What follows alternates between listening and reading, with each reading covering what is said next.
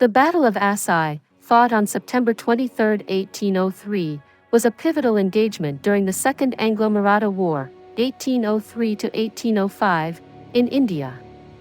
It marked a significant victory for the British East India Company, led by Major General Arthur Wellesley, later the Duke of Wellington, against the Maratha Confederacy's forces under the command of Duleep Rao Scindia and his allies. The battle took place near the village of Assaye in the Deccan region of India, modern-day Maharashtra, and showcased Wellesley's tactical brilliance despite his army being heavily outnumbered. The Second Anglo-Maratha War arose from the complex political dynamics in India during the late 18th and early 19th centuries. The Maratha Confederacy, a loose alliance of powerful Indian states led by leaders like the Peshwa of Pune, the Scindias of Gwalior, and the Holkars of Indore, was a dominant force in central and western India. However, internal rivalries and external pressures from the British East India Company weakened their unity. By 1803, tensions escalated after the Treaty of Bassein, 1802, where the Peshwa, Baji Rao II, accepted British protection in exchange for allowing British troops in his territory. This move was opposed by other Maratha leaders, particularly Duleep Rao Scindia and Raghujee Bhosle, who saw it as a threat to their autonomy.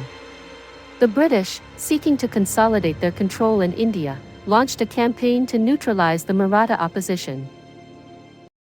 Arthur Wellesley, a 34-year-old major general, was tasked with leading British and Allied forces in the Deccan.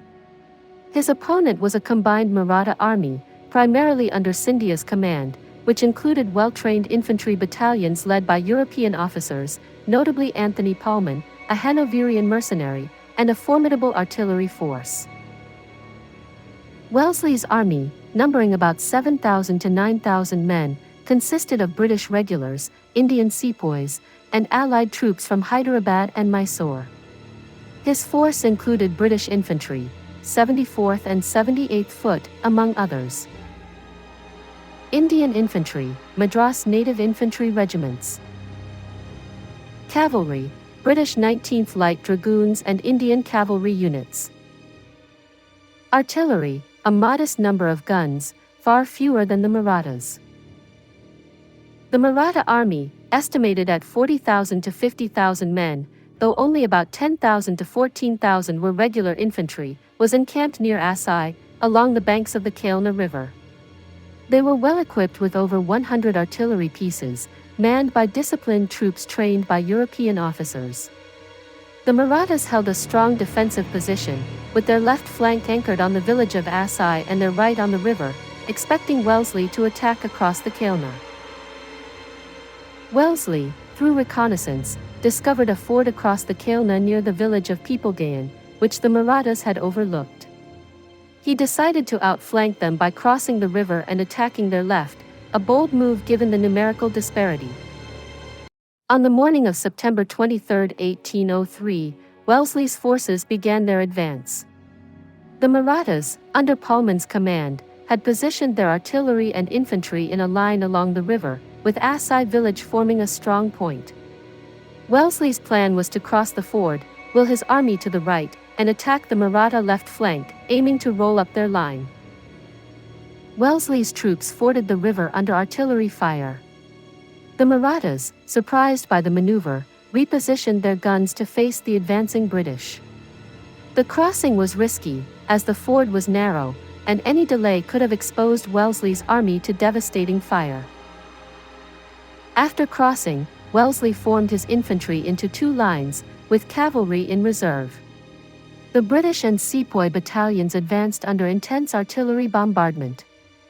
The Maratha guns, numbering over 100, inflicted heavy casualties, but Wellesley pressed forward, targeting the Maratha infantry.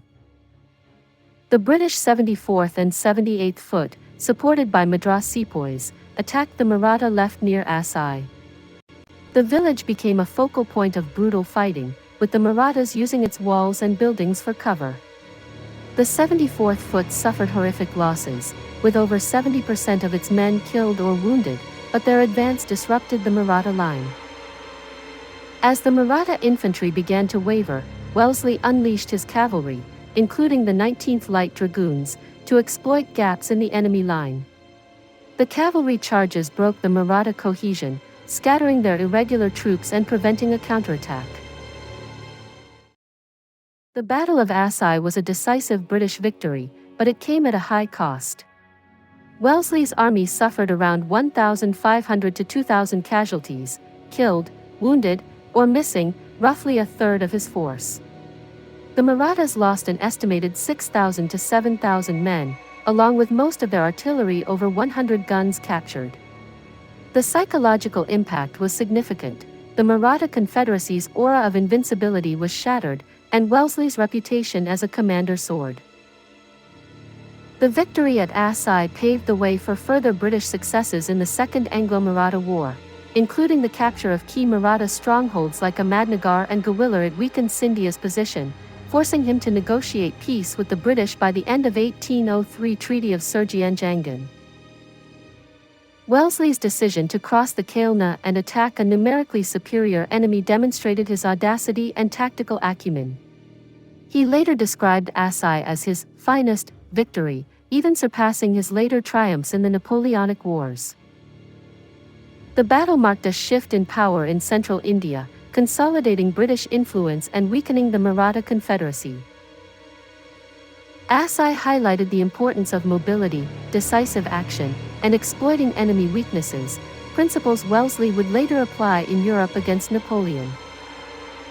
The Battle of Assaye is remembered as one of Arthur Wellesley's most significant early victories, showcasing his ability to defeat a larger, well-equipped force through bold strategy and disciplined troops. The battle is commemorated in military history, with the 74th Foot, later the Highland Light Infantry, earning particular honors for their bravery. For the Marathas, Assaye was a setback that exposed their vulnerabilities, contributing to the eventual decline of their confederacy under British pressure.